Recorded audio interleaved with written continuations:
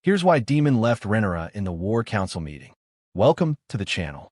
Subscribe if you love House of the Dragon, Game of Thrones, and deep dives into Westerosi lore. Let's begin. War councils are where kings and queens forge their destinies.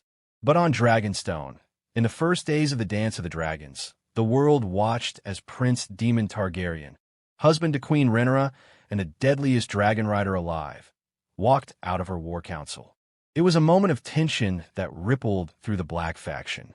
Why would Daemon, Rhaenyra's most fearsome ally, abandon her in the middle of strategy and debate? Was it defiance? Frustration? Or was it something far deeper, a sign of the storm brewing between husband and wife as the realm burned? Tonight, we uncover the truth. We'll explore the politics behind Dragonstone's war council, the fractures in Daemon and Rhaenyra's relationship, and how one dramatic walkout reshaped the entire course of the Targaryen civil war. Because Daemon Targaryen was not a man who acted without purpose. His exit wasn't weakness. It wasn't submission.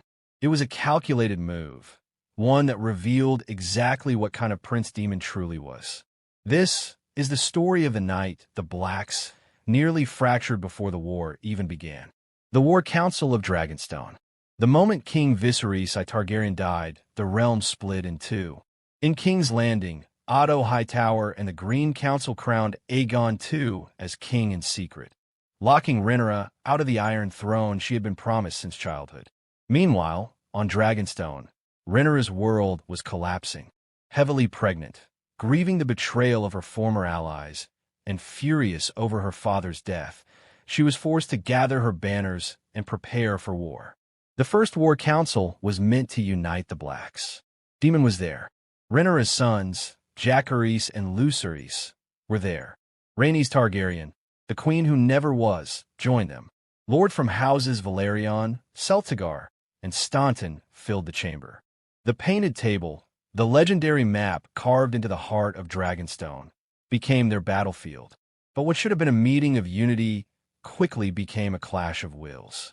Daemon, ever the man of action, demanded blood. He wanted to strike King's Landing immediately, to kill Aegon and Otto before they could consolidate their power. "We have dragons," he argued. "What need have we for words when fire will answer?" But Rhaenyra, still clinging to the hope of diplomacy, resisted. She wanted to secure allies first, the Arryns, the Starks, the Baratheons. A queen who begins her reign with slaughter, she warned, will win a throne of ashes. And this was the spark. Daemon didn't want to sit in a chamber and count ravens while the Greens strengthened their grip. He wanted to fight. He wanted to burn. And most of all, he wanted Rhaenyra to remember who he was, the man who does not wait. When the council refused to bend to his demands, Daemon rose from his chair, his face cold as the steel of Dark's sister, and he walked out. The War Council erupted in whispers. Rhaenyra didn't call after him. She couldn't. This was not merely a disagreement over strategy. It was the first open wound in their alliance. The mind of Daemon Targaryen. To understand why Daemon left, you need to understand Daemon himself. Daemon Targaryen was not a man made for council chambers. He was a man of the battlefield. For years, he had carved his legend with blood and fire.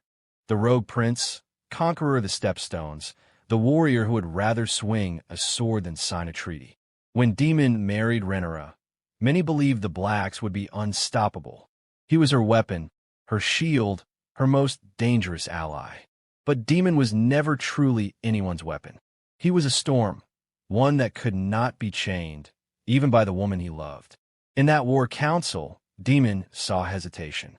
To him, every second wasted on diplomacy was an insult, not only to their cause but to their power. They were Targaryens. They had dragons. Why beg for allies when fire could end the war in a fortnight? And yet, Rhaenyra restrained him. She spoke of politics, alliances, and the careful dance of diplomacy. To Daemon, these were the words of a queen playing the Game of Thrones, not the conqueror's wife he expected her to be. It wasn't that Daemon didn't love Rhaenyra. He did, fiercely. But love could not erase the truth. Daemon believed in fear, not favor. He believed a single dragon's shadow over King's Landing would silence every lord who dared to question Rhaenyra's claim. When she denied him that Daemon's pride, his infamous, dangerous pride, refused to yield. So he walked out. This was Daemon's way of saying what words could not. If you will not unleash me, I will not sit idle and watch you squander our power. But walking out was not abandonment. It was strategy. Daemon had no intention of staying idle. What Daemon did after he left. Daemon's exit from the council was not the end of his loyalty to Rhaenyra. It was the beginning of his most decisive move. The moment he left that chamber, Daemon didn't retreat to sulk or brood. He went to work. Within days, Daemon flew to Harrenhal, the cursed fortress that loomed over the riverlands. Why Harrenhal? Because Daemon understood one thing better than anyone else. Whoever controlled the riverlands controlled the heart of Westeros. From Harrenhal, Daemon could strike anywhere, King's Landing, the Crownlands, or even the Reach. His departure from the council was his way of declaring independence, of showing Rhaenyra and her advisors that while they debated, he would act. And his gamble worked. Daemon's capture of Harrenhal sent shockwaves across the realm. Lords who had wavered in their support of Rhaenyra suddenly realized that Daemon Targaryen was not a man of empty threats. His dragon, Caraxes, became a symbol of terror in the skies, and his name a promise of fire and blood. But there was another reason Daemon left that war council, one far more personal. Daemon was a man who hated to be challenged in front of others. When Rhaenyra rejected his demand to strike first, she did so in front of their bannermen, their sons, and their allies. For a man like Daemon, this was humiliation disguised as politics. By leaving, he reclaimed his authority. He showed the lords of Dragonstone that he was no man's subordinate, not even his queen's. And yet, for all his pride, he still fought for Rhaenyra. Every move Daemon made after leaving that council was for her cause, even if it was on his own terms. The rift between Daemon and Rhaenyra. Daemon's walkout exposed a painful truth. While Daemon and Rhaenyra were united in love and ambition, they were divided in method. Rhaenyra dreamed of ruling. Daemon dreamed of conquering. This difference became the foundation of their conflict during the early days of the dance. Rhaenyra wanted to prove herself as her father's heir, a queen who could rule with both strength and wisdom. Daemon wanted to burn away every obstacle until nothing remained but victory. For Rhaenyra, Daemon's departure was a public challenge to her authority.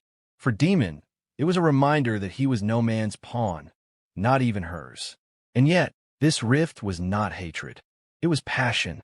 Daemon and Rhaenyra were fire and fire, two infernos that burned brighter together but could not exist without clashing. Their marriage was not peaceful. It was forged in conflict, sharpened by ambition, and bound by a love as dangerous as it was unbreakable. Why Daemon left? Final analysis.